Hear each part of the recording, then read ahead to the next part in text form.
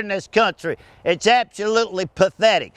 I can't say the N-word, but you can get on YouTube and watch any black man's rap video and they're calling each other the N-word. What the hell is this discrimination? I'm white, I can't say the N-word and they can't. And then we got the United States Department of Agriculture refusing to issue people's licenses because they live in a city that the city's called Gay, Georgia. The hell is this? They declared the word gay to be offensive. Let me tell you something. I'm as gay as a $3 bill and I'm standing in a cage with 5 full-grown tigers and lions. And I'll goddamn guarantee you I'm a hell of a lot butcher than any of you straight politicians that are getting blowjobs in the back office. The good thing about all this is you gotta pay for your shit. I can just go to a bookstore and stick it through a hole and get it for free.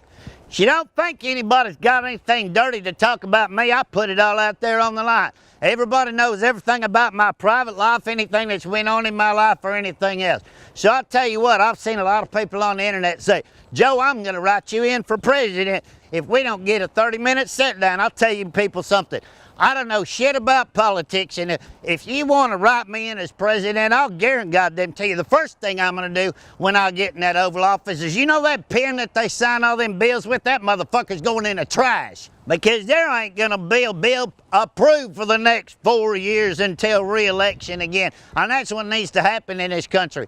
Why the hell do we need to introduce 3,000 bills every state, every year, and then go up to Congress and introduce over 3,000 more? So once again, if you don't like the way I talk, don't watch my videos. But let me tell you something. I shoot from the hip, I tell it straight, and this is about saving your rights, not just mine. I got my rights under control right here in Oklahoma. You see how I talk, you see how I walk, and you see how I run a business. So once again, if you're too lazy to hit that share button and spread this around, and let's stand up and take our rights back.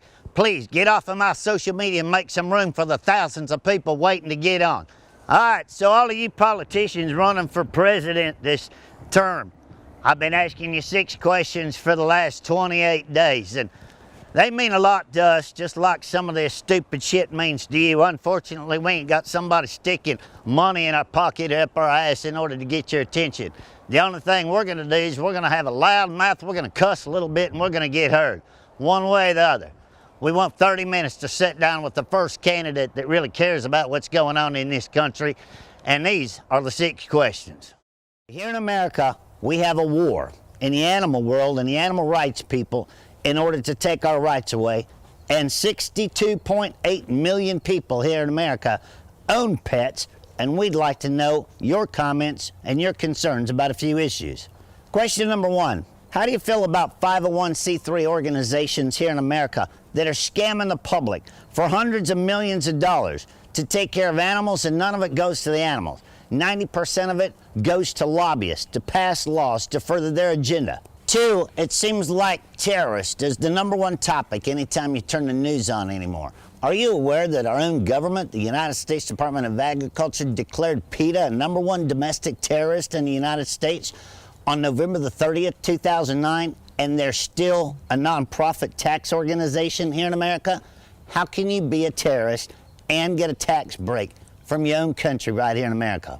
3, we'd like to know your opinion on how you feel on online bullying, not only of children, but adults, in the name of free speech, in order to bash somebody and ruin their reputation and their good name, only to make money for yourself and get away with it under the Declaration of Free Speech.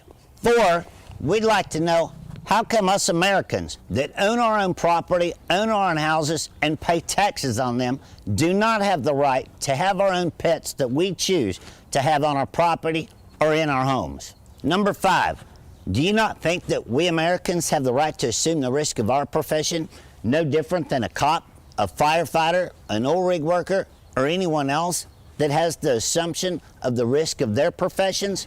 It is our right. And please, if you become president, give us back our right. And number 6, one of the most important, and this kind of touched on your speech at the Oklahoma State Fair about things being made in other countries and taxing them when they come into America. Do you not believe that it should be a right that any product made from the rainforest or an animal's habitat somewhere in the world should be taxed in order to be sold in America and that tax money go back to helping rebuild the habitat and the rainforest so some of these animals don't become extinct in the futures to come?